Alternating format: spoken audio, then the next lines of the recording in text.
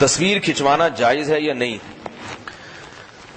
دیکھیں تصویر حدیث میں بہت شدید وعیدیں ہیں، تصویر کھنچوانے پر، تصویر رکھنے پر بہت شدید وعیدیں ہیں۔ ان من اشد الناس عذابا یوم القیامۃ المصورون، قیامت میں سب سے سخت ترین عذاب کس کو ہوگا؟ تصویر بنانے والے۔ جاندار کی تصویر مراد ہے، آنکھ ناک کان چہرے کی تصویر۔ رسول اللہ صلی اللہ علیہ وسلم جب مدینہ تشریف لے گئے، حضرت علی کو حکم دیا کہ کوئی بھی قبر جو ایک بالش سے اونچی ہو اس کو گرا دو، اور جتنی تصویریں مدینہ میں ہیں جاندار کے چہرے کی تصاویر وہ ساری کی ساری مٹا دو۔ اس لیے اسلام میں تصویر سازی کی کوئی گنجائش نہیں ہے، حرام ہے۔ لیکن یہاں دو باتیں ہیں۔ نمبر ایک، کیا ضرورت کے وقت تصویر کی اجازت ہے یا نہیں؟ کیونکہ ہمارے دور میں تصویر سے متعلق جو ضرورتیں ہیں وہ محمد صلی اللہ علیہ وسلم کے دور میں نہیں تھی، سیکیورٹی کے لیے اور بہت سارے چیزوں کے لیے۔ تو ظاہر ہے ایسے مسائل میں کیا کرنا پڑتا ہے؟ اجتہاد۔ جن مسائل کے بارے میں حدیث خاموش ہے، آپ کہیں گے تصویر کے بارے میں تو حدیث خاموش نہیں، حدیث میں ذکر ہے تصویر کا۔ بات یہ کہ کیا ضرورت کے وقت تصویر کا استعمال جائز ہے یا نہیں، تو یہ ضرورتیں نبی کے دور میں نہیں تھی۔ اب سوال پیدا ہوتا ہے اگر نبی کے دور میں یہ ضرورتیں ہوتی تو کیا تصویر کا استعمال جائز ہوتا؟ تو جب ضرورتیں تھی نہیں تو حدیثیں اس بارے میں کیا ہیں؟ خاموش۔ ایسی صورت میں اللہ نے کیا حکم دیا ہے علماء کو؟ بولو بھائی، اجتہاد کا، کہ اپنی دماغی صلاحیت اور علم کو لڑا کے جو چیزیں حدیث میں ملتی ہیں ان سے وہ مسائل نکالیں جو حدیث میں، بولو بھائی، نہیں ملتی۔ سمجھ میں نہیں آ رہی بات؟ اس کو کیا کہتے ہیں؟ اجتہاد۔ تو اب ہم نے دیکھا کہ بھئی کچھ چیزیں حدیث میں کتے کا اور تصویر کا بعض حدیثوں میں ایک ہی جگہ ذکر ہے۔ نبی صلی اللہ علیہ وسلم نے فرمایا جس گھر میں کتا ہو رحمت کے فرشتے نہیں آتے۔ اسی طرح حدیث میں جس مکان میں تصویر ہو وہاں رحمت کے فرشتے نہیں آتے۔ لیکن خود احادیث میں اور قرآن میں شکار کے لیے کتا پالنے کی اجازت، بولو بھائی۔ تو حدیث میں کیا ہے؟ کتے کے بارے میں کیا ہے؟ قرآن مجید میں بھی شکاری کتے کا تذکرہ ہے اور احادیث میں بھی ہے کہ اجازت ہے اس کی۔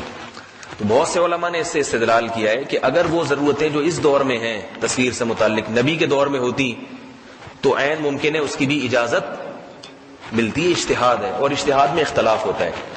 بعض علماء کہتے ہیں نہیں بالکل حرام ہے، بہت سے علماء کہتے ہیں نہیں ضرورت کے مواقع پر اس کی اجازت ہے۔ تو فتویٰ جو چل رہا ہے وہ یہی ہے کہ ضرورت کے جہاں موقع ہوگا اس کی اجازت ضرورت ہے، یا مفاد عامہ، بہت بڑا مفاد وابستہ ہے۔ مثال کے طور پر آپ نے دیکھا ہوگا فیس بک پہ ایک کلپ چلا ہے برما اسلام اور دہشت گردی کے نام سے، جو میرا ایک کلپ چلا ہے نا، یہ ویڈیو بنائی پوری انہوں نے، عثمان بھائی نے، بیان ہے اس کے پیچھے، انہوں نے بیک گراؤنڈ میں جو ویڈیو چلائی ہے وہ انہوں نے۔ اب وہ شروع کس بات پہ ہوا تھا؟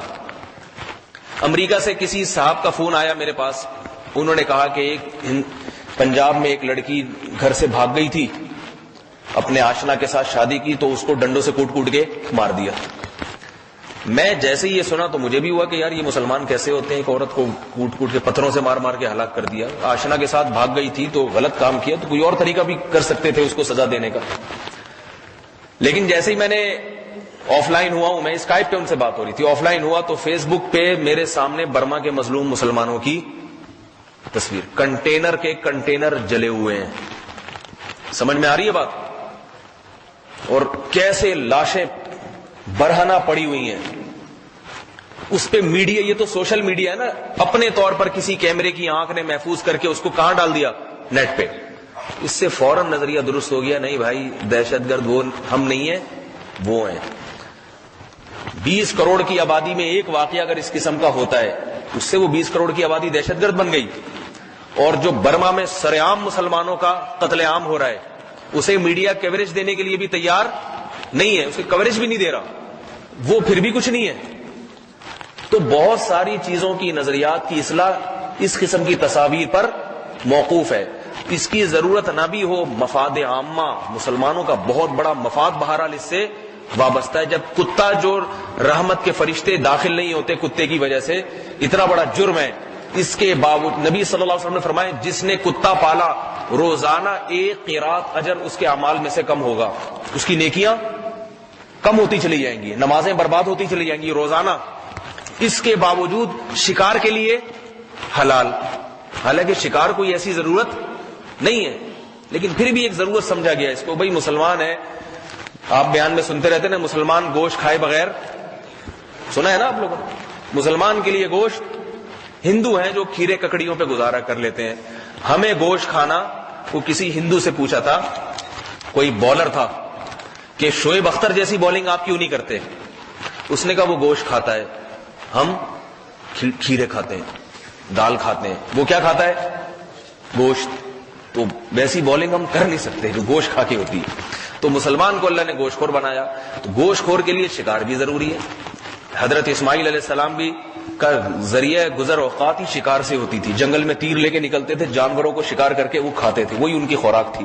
کیونکہ وہ زمزم کے جہاں چشمے ہیں نا، جہاں عرب کے ریگستان، اس میں کیا ملے گا؟ کچھ بھی نہیں تھا اس میں. تو اس شکار کی وجہ سے اللہ نے کتا پالنے کی اجازت دے دی. تو میں علماء کہتے ہیں کہ بھئی اگر یہ ضرورتیں جو یہ مفاد جو ہمارے دور میں ہے اس دور میں ہوتی تو عین ممکن ہے نبی صلی اللہ علیہ وسلم اس کی اجازت دیتے. اب ہم پر وہی تو آئے گی نہیں، اجتہاد ہی کر سکتے ہیں. اور حدیث میں آتا ہے کہ مجتہد جب اجتہاد کرتا ہے، اگر اجتہاد غلط ہو جائے اس کا تو بھی اس کو اجر ملتا ہے اس پہ، کیونکہ اس کے بس میں اس کے علاوہ کچھ بھی نہیں. تو بلا ضرورت تصویر کا استعمال نہ کریں، کہیں کوئی مفاد ہو تو پھر اس میں استعمال کی گنجائش ہے.